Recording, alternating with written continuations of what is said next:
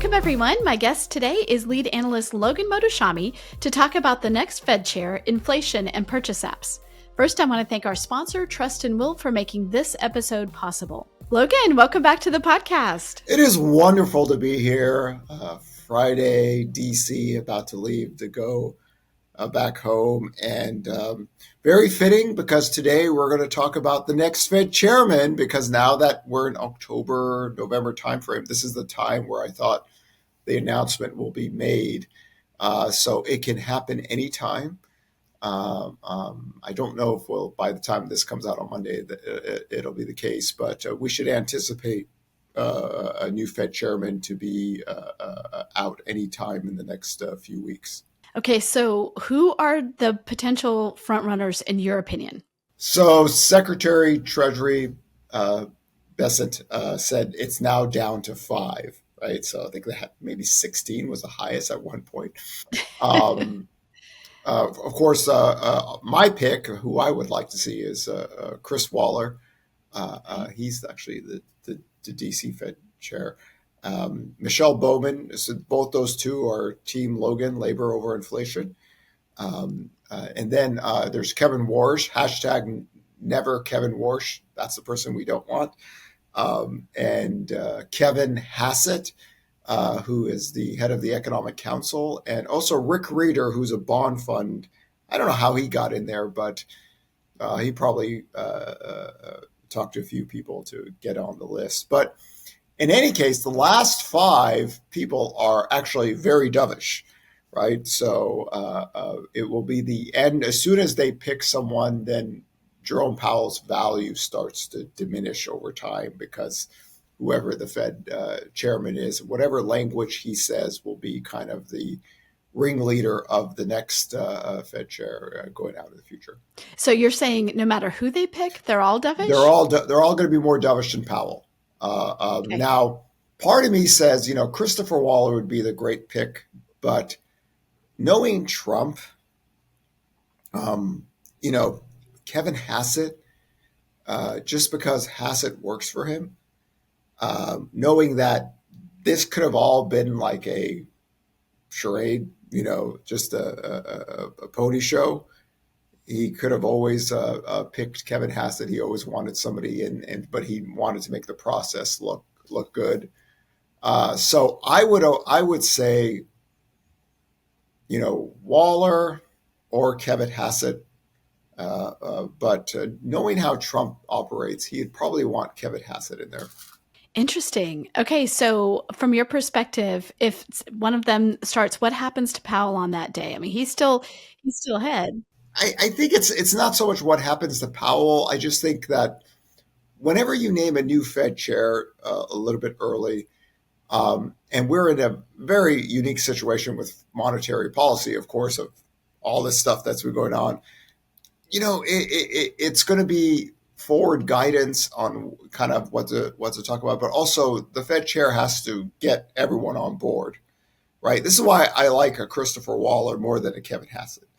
And Kevin Hassett is, going to be Trump's yes person out there. And that'll be a whole interesting dynamic. But you're going to start to see forward guidance be talked about in a much different light. So it's not like, I believe Fed Chair Powell's term goes to May 2026. So it's not just like, January 1st, we get a new one. No, I think it's May 26th, actually, in 2026. But it's just a few more months. So forward guidance is really a big thing for the Federal Reserve, how to talk to markets. Like what we've always talked about. Whenever mortgage rates get down to 6%, the Fed freaks out, right? It's not by accident. They literally went on TV in 2023 and said, how are we supposed to balance an economy with 6% mortgage rates? Housing demand picked up a little bit and they freaked out. And whenever the 10-year yield gets down low enough to get to 6%, they start coming out and go, whoa. So it's not by accident. That's their forward guidance to try to get the, bond market. Hey, listen, don't do this. What are you doing out there? I think the irony is having Jerome Powell tell the American public the labor market was solid, the labor market's solid, the labor market's solid, and then just absolutely just get wiped out with revisions at very low numbers. And the Dallas Fed came out with their break-even number. It's fun for me because break-evens it's a big thing for me. But they said that 30,000, where in 2025 or 2023, excuse me, the break-even for job creation to keep the unemployment rate low was 250,000.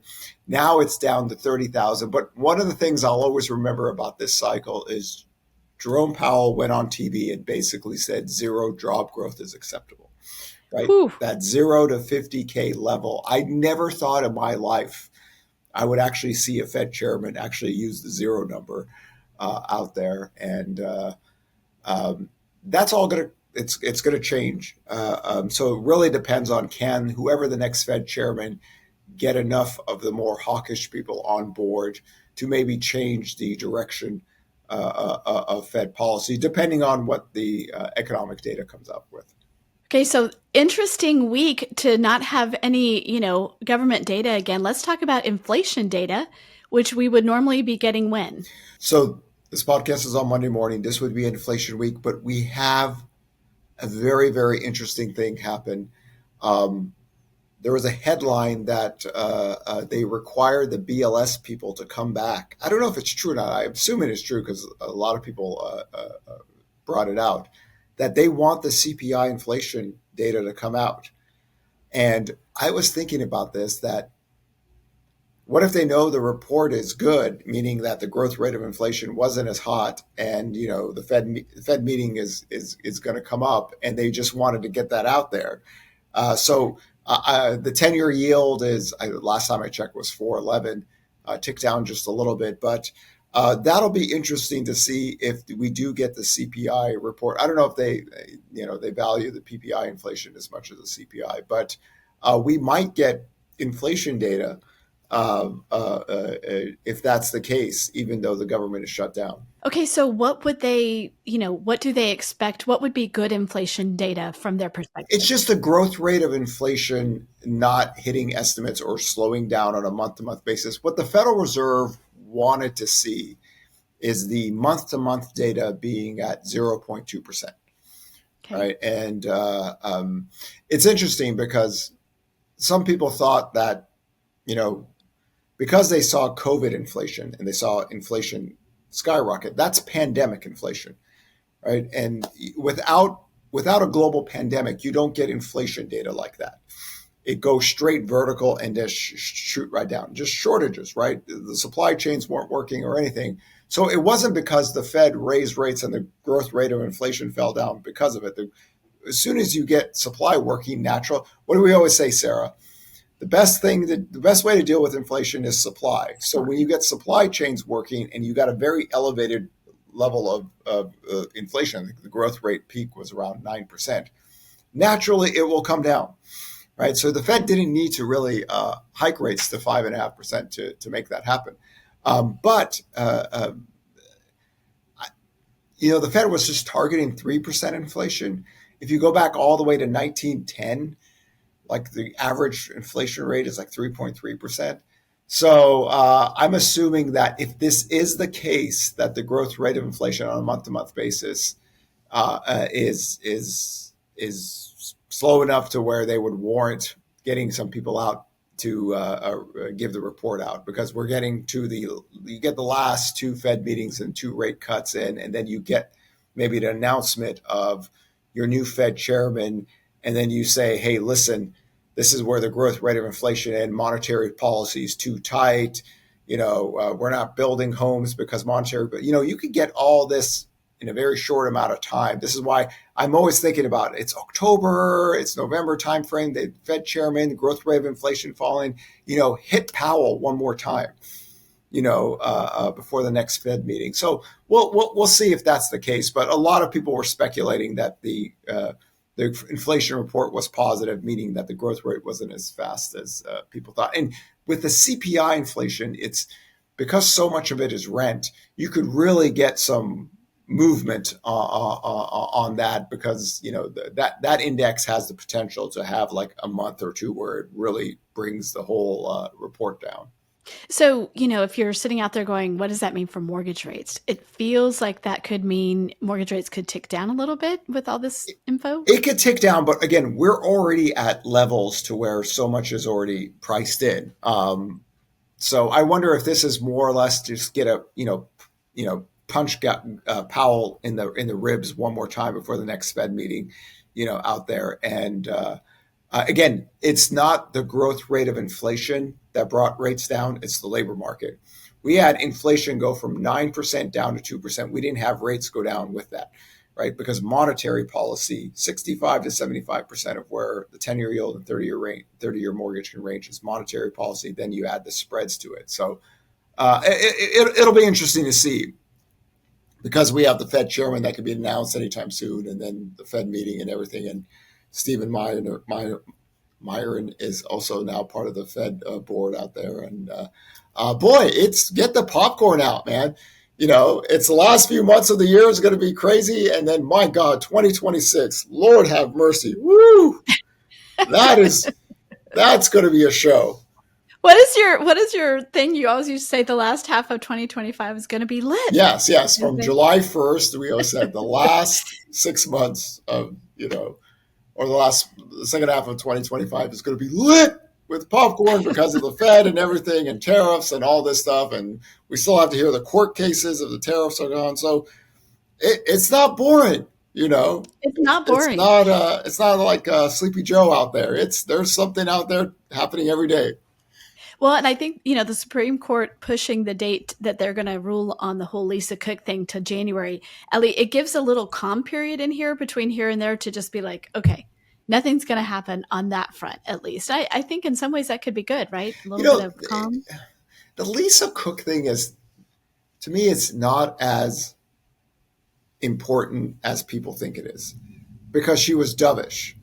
See, if Beth Hammock was in the same role of Lisa Cook, that's something material, because Beth Hammock is the most hawkish person. She literally, this is the Cleveland Fed president, who literally said there was no issue with the jobs report. The jobs number was, I can't believe this, was robust. And then in 10 days, she's like, it seems there's some fragility. We went from robust, like, you can't have people in that position, man. You can't say the market is robust and literally job growth is basically zero with 3 subsectors losing jobs. And then all of a sudden, so that would have been a bigger deal, getting rid of her, rather than Lisa Cook, who would have been more dovish. So if she was a voting member and Trump got one of his person in there and took her out, right, then that's something. Right. Because I still think Colger was taken out by Trump. There was some information. She just resigned early. So Trump plays New York bully ball. This is like mob stuff out there, you go after him that way. So in this context, the Lisa Cook story isn't as big. And the market, doesn't, I know a lot of people say, well, Fed independence, people say, well, the Argentina, people say that you need Fed to be independent. I don't think Argentina is the right example to use for the U.S., right? U.S. is, we're a whole different ball game out here. But that story, there's a lull period, of course, until then. But again, 2026 is going to be a brand new ball game, because we're going to get a new Fed chairman, and we'll know about the tariffs and how everything goes. But to me, the bar is so low for labor data to beat that, so much is already priced in, and the 10-year yield never went down to 362 like it did last year, even though the jobs data was materially worse this year than it was last year. The bond traders are a little bit better. And this is why we haven't had that reversal. Like, it's Friday. Last year at this time, mortgage rates went up 50 basis points in 1 week. Oof. Or something like October 2nd to the 9th. Here, it's just nothing. There's not much going on. Of course, rates are a little bit elevated from the lowest levels of the year, but much different mortgage market, much different 10-year yield, much different economic landscape out here. And now the Fed chairman is going to be replaced with someone soon. Let's talk about purchase apps. Where are we on purchase apps? So purchase application data, if you take the last 10 weeks, seven of the weeks on a week-to-week basis is positive. 3 of them were slightly negative. 10 straight weeks of double-digit year-over-year growth. But again, the double-digit year-over-year growth, it's really one of those awkward years. And we've always talked about this. It's a tricky survey. And this was one of those things where purchase application data was at levels to where, like we always say, No Doubt was the number one band, Gangster Paradise was the number one song. When you're working from that very low level, just the new listings data growing to a point to where it's the low level of the previous decade can push apps on a year-over-year basis. And, this is why we try to talk about this on the year-over-year data. Because if you looked at the year-over-year data, it's like 34 straight weeks of year-over-year growth. You would see in your mind that home sales would be rising. But the week-to-week data was the critical one. And the last 10 weeks on a week-to-week basis has been the best of the year, a little bit more consistently than what we saw early in the year, where it was very choppy. It'd be like 1 week up, 1 week down. We wouldn't get much rhythm out there. A little bit more rhythm as mortgage rates are below 6.64%. But unfortunately, not 10 weeks of straight, because you're looking for 12 to 14 weeks, right?